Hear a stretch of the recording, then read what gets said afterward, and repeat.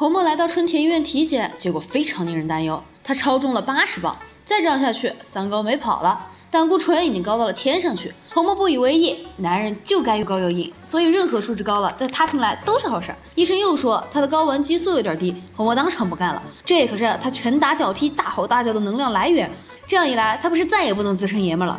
医生说别慌，这对中年人来说是常见的小问题，吃点维他丁就好了。侯默嘴一张表示选我嘴里。医生秉着负责任的态度，让侯默仔细看一下药品说明视频。这坑爹的医药视频还有广告，一位某男在炫耀新款越野卡车，用各种浮夸的表演，把这辆大排放的马路杀手和男子汉气概绑定在一起。翻山越岭如履平地，渡河过江踏水无痕，马路杀手真男人的浪漫。侯默看完广告表示他不吃药了，改买车。有了这辆马路杀手，睾丸激素肯定直飙上珠峰。马杰和丽莎正在院子里种花，一辆钢铁巨兽忽然飙来，把花园里搞得一塌糊涂。马杰气得直哼哼，要和卡车的引擎声较高低。音乐流媒体瞬间征服了丽莎，巴特跳上后车厢要去兜风。侯默从红外线摄像头看到马杰拿她这个任性的老公没办法，气得在家里撞墙。丽莎最近在用深海 app，想用她的大数据搜出自己喜欢的歌，无奈丽莎的品味太刁钻挑剔，从下午搜到半夜3点都没找到一首喜欢的歌。最终深海给她推荐了一位小众歌手，鼻烟乐队的主唱奎洛比，他的歌都以讽刺80年代为主题。更重要的是，他本人还是激进素食主义者，像吃肉等于犯罪，汉堡包就是谋杀现场等歌词儿，非常适合丽莎这种正需要标榜自我、展示与众不同的孩子听。不过听了半夜时间，丽莎就变成了奎洛比的10年老粉。这位小众歌手据说还是隐士，30年来从未有人见过他，这更增添了偶像身上的神秘性。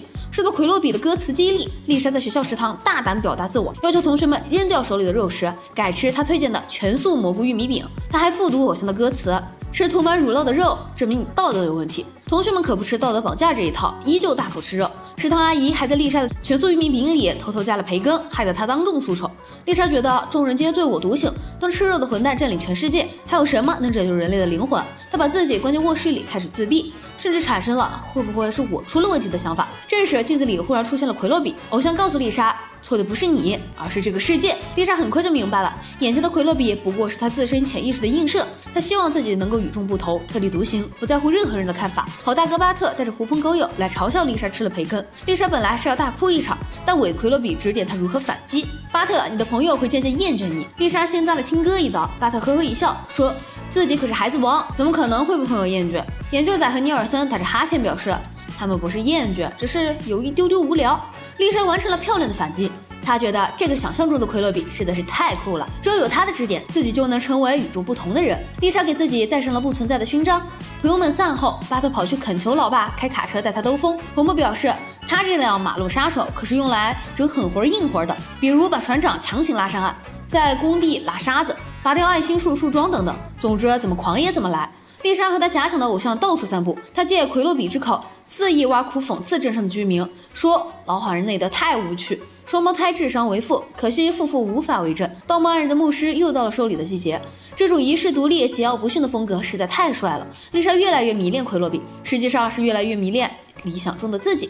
他问偶像有没有喜欢的人，奎洛比以歌作答，认为这世上每个人都糟透了，世俗的空气污浊恶心，他每多呼吸一口都恨不得自己赶紧死掉。照亮世界唯一的光只有他，勉强还有个他，他们可以结伴同行，抱团取暖。但问题是，偶像担心他也和别人一样肤浅、世俗、无聊，所以为了配得上成为他的朋友，丽莎啊丽莎，赶快变得更酷、更与众不同吧！要对每一个试图将他打入世俗的人说不。经过这一番丽莎在脑海中自导自演的大戏，一位小太妹诞生了。她在音乐课上自吹自擂，不迎合任何集体的节拍，气得音乐老师暴跳如雷，让她罚站留堂请家长。丽莎以奎洛比精神为指示，对音乐老师反唇相讥，说她每天挥着根擀面杖，难道是想放魔法不成？你这满脸伤心相，一身平庸仔，挫男。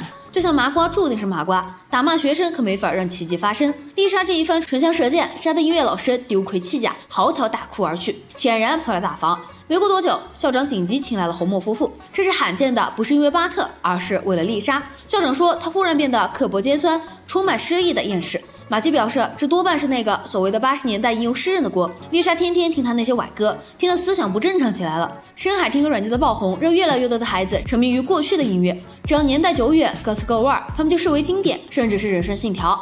忘了最重要的一点，客观条件。今时不同往日，每个时代都有特定的文化环境，麻烦和问题也不能从过去的歌里找到解决办法。马基承诺晚上会和丽莎好好聊聊。他一转头就发现侯默开着马路杀手跟红胡子较劲儿去了。马基长叹一声，家里这小孩子难管，大孩子也不省心。他试图和丽莎沟通一下，丽莎却用耳机堵住耳朵，听都懒得听。马基大怒，直接卸载深海软件，取消订阅，关闭了会员。